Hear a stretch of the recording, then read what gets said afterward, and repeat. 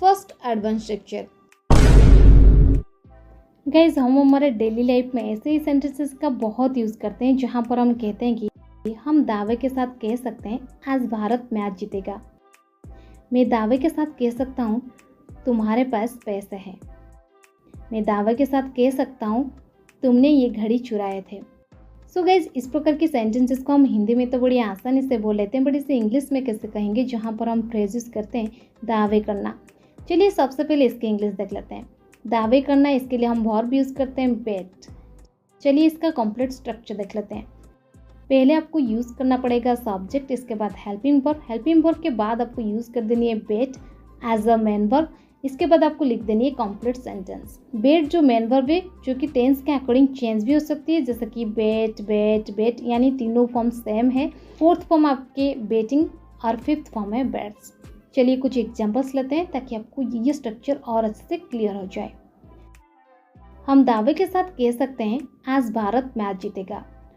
We bet India will win the match today.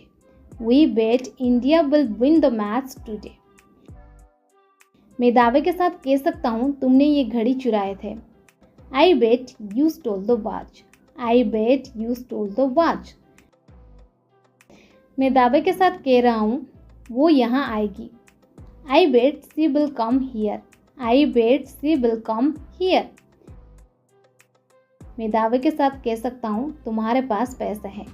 I bet you have money. I bet you have money. वो दावे के साथ कह सकती है मैं उसकी बहन हूँ। She bets I am her sister. She bets I am her sister. Second advance structure. चोरी करने के कारण उसे जुर्माना देना पड़ा। झगड़ा करने के कारण उसे अलग होना पड़ा। गाली देने के कारण उसे थप्पड़ मारना पड़ा। गाइज, इस प्रकार के सेंटेंसेस को हम हमारे डेली लाइफ में बहुत यूज़ करते हैं, जहाँ पर हम कहते हैं कि किसी के कारण ये परिणाम हुआ। सो किसी के कारण अगर कोई परिणाम होता है, इसे हम इंग्लिश में कैसे कहते हैं। चलिए इसका कंप्लीट स्ट्रक्चर देख लेते हैं। पहले आपको लिखना पड़ेगा सब्जेक्ट, इसके बाद हैड टू के बाद आपको यूज़ कर देनी है वर्ब की फर्स्ट फॉर्म। इसके बाद ऑब्जेक्ट के बाद आपको यूज़ करनी है फॉर के बाद वर्ब की आईएनजी फॉर्म।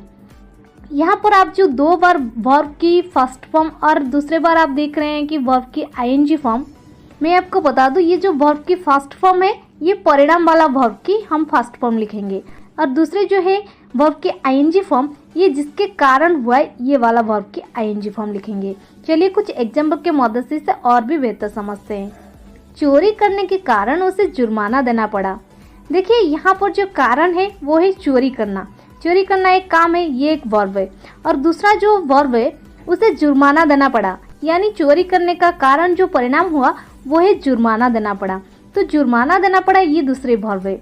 सो जो वर्ब को हम फर्स्ट फॉर्म में लिखेंगे वो है जुर्माना देना पड़ा, और जो वर्ब को हम आईएनजी फॉर्म में लिखेंगे वो है चोरी करना।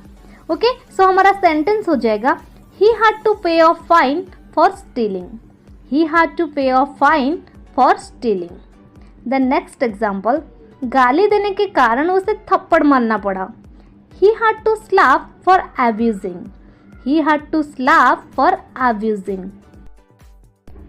हत्या करने के कारण तुम्हें जेल जाना पड़ा। You had to go to jail for assassinating. You had to go to jail for assassinating. झगड़ा करने के कारण उसे अलग होना पड़ा। He had to separate for quarreling.